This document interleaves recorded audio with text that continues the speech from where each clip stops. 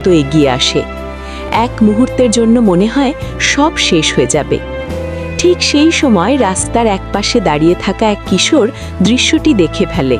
সে দৌড়ে এগিয়ে এসে জোরে চিৎকার করে ওঠে, ট্রাক থামাও, নিচে একটা বিড়াল। তার চিৎকারে মানুষ থমকে যায়।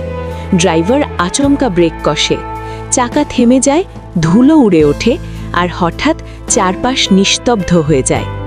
ভয়ে স্থির হয়ে থাকা বিড়ালটি তখনও ট্রাকের নিচে। কিশোরটি নিচে ঝুঁকে হাত বাড়িয়ে তাকে তুলে নেয়।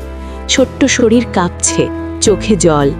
কিশোরটি তাকে বুকের কাছে শক্ত করে ধরে রাখে। আশেপাশের মানুষ চুপচাপ তাকিয়ে থাকে।